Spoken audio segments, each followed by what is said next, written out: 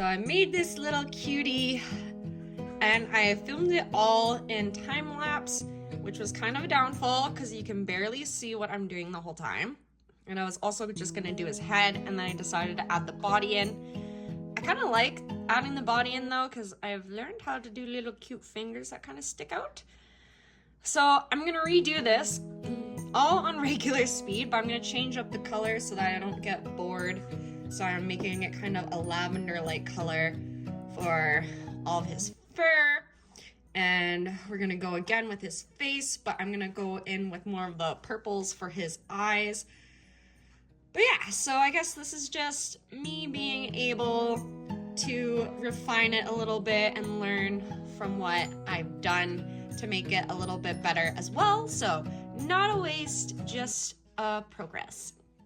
All right, and let's get her done. So I'm using the color acrylic Sugar High by Kira Sky for his face. I got a good amount of acrylic on there, and I'm just working it in to get his shape. I will also add that this tinfoil method is way better than just trying to do it on a form. It sticks a lot better to the surface. I am now using the silicone tool, which most people use for when you're using clay gel, sculpting gel, but I'm using that to make the eye indentation. And I did not record this part, but I did smooth it out a little bit with one of my acrylic art brushes.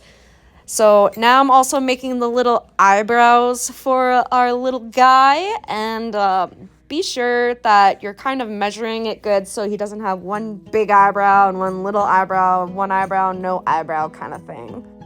And just like polishing, when you're doing 3D sculpting, you want to make sure that you're paying attention of your reference photo and really seeing how every indent and every shape kind of reflects. So we're making his eyebrows not going upward, we're making them more flat. So then you're just gonna take a white and an opaque white kind of acrylic. I'm using CND Pure White, and I'm filling in the holes that we've made for his eyes so that we can polish on top some cute irises and all that kind of good stuff after. I'd also like to know as well is that, so I am using a different color now for the eyes, and the best thing to do so that it's easy to wipe off and then it only fills the area that you're working with is that you make sure everything else is dry and then go on with the other color, because then if it's all dry, the next color will not want to stick onto it as much. So that's great, because then you won't have any kind of bleeding colors throughout your work. Okay, so now that I let that dry, I'm going in with a really light purple, and I'm kind of making the inner iris outline. And then I'm gonna layer inside of that with a darker purple and make kind of the pupil, I guess, outline. We are now doing the highlights, so you just gotta be very light and very careful and don't over dip your daughter tool in the madness, or else it's gonna go everywhere. For this cheek color, I made it myself. I took a little bit of kind of an auburn orange and I mixed it with a little bit of base coat. That's a great way to get that kind of rosy effect or kind of sheer effect when you don't have it. I'm using way too light of a purple now that I'm like thinking about it after the fact, so that you could like see it way better. The lip line and the irises, if I definitely had more contrast in the purples. And speaking of purple, I've got this funny kind of purpley discolored mixture. I just mixed a little bit purple with the green mixture I had, since I already had open acrylic, making use and trying not to waste. I put a good amount on there. I'm shaping it to the head to fit. I'm wiping the brush every time that I kind of get a little further with it. I'm also making sure to clean up around his hairline so that it's not completely flooding his face. I'm now taking a wire cleaner of sorts that actually I got with my airbrush for cleaning it, because it's multi-purposeful. Wipe it with some alcohol after, and then she's good to go. I'm now just finishing up, and the great thing about having this hair-like texture is that it's very easy to cover up and not notice that, you know, you worked on it in two parts basically. I also want to note, to make it look like the face is kind of poking out of the fur, to always kind of go around the face to separate the fur from the face a little so it doesn't just all smush together. And now we're on to the ears. Very similar to doing like around his face, and also very similar to doing flower petals. So wherever you want the biggest opening, you have the base of your brush kind of pointing in that direction. But as you see, I also tapered it by bringing in the bottoms to his head. And again, we're adding that fur-like texture to his ears.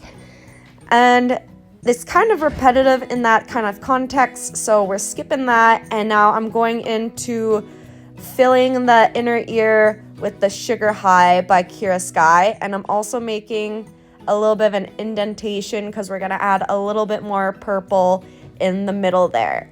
And like I said before, we're waiting for everything to completely dry so that it wipes off beautifully, and then you see the color differentiation in that. We are now onto the body. I'm trying a different technique of doing the body this time. I was prepared to do a body at this point. So I'm kind of making a teardrop, a kind of like a thick teardrop shape. And I'm also giving him a little bit of a groin, I guess. So we're making that indentation so that you have the differentiation for when his little feet stick out. And then I'm creating the fur textures, but I'm leaving the feet kind of out of the picture, but I'm making the fur textures around it because it'd be a little bit easier to make his feet on more of a flat surface than one that is textured. I'll have more control over the shapes I'm kind of doing. I'm also making kind of where his little arms will be and where his little hands will stick out. So we're adding a couple circles, one on each side. So I'm taking my smaller brush and I do a 2-second dab to create the feet. So I applied it. I am wiping off the brush on a paper towel after I move the product around a little bit. And I'm making the little indentations with my brush to make his 3 little toes. So for the hands, I put a little bit of acrylic down, and like doing a very tiny petal, I'm pushing it outwards. I'm taking very little tiny bits of acrylic and I'm lightly just tapping it onto the petal or the hand that I've kind of made. And for every finger, I am very lightly tapping the acrylic to create the fingers. And if the finger needs to be a little bit longer, I am lightly tapping it again. Sometimes you might think it looks a little crazy long, but after you move it around a little bit, it will settle. But you kind of have to just feel it out a little sometimes with the acrylic. So I'm just gonna have a side-by-side to our test A and then test B. The difference is, I'm gonna try to just get like maybe a downward angle here. Yeah, so for his eyes, I used Snow Bunny by Kira Sky for the back of his eyes. And I'm guessing the Snow Bunny is kind of like Funny Bunny from OPI, because I think it's more of like a sheer milky white. This one I use the C and D white, which is more apparent, but after adding the highlights to the eyes, it really shows how less white it is, but at least it's a little bit more noticeable than the first base.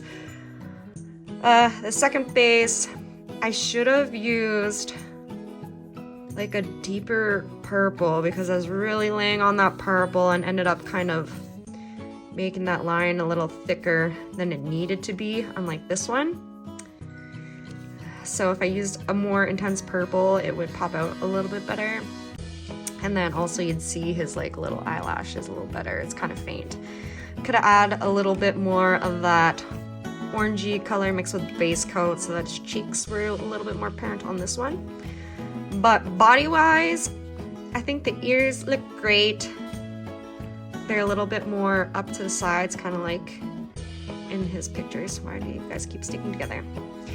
I like his hands a lot. The feet also, they show a lot more in this one. Kind of like doing it with the daughter tool for making his little toes better than the brush actually, because then it gives a nice defined little edge. Maybe it could have helped that if I just let it sit a little bit longer on the other foot and dry. But I think these were pretty good first attempts of trying at this. I hope you guys had fun.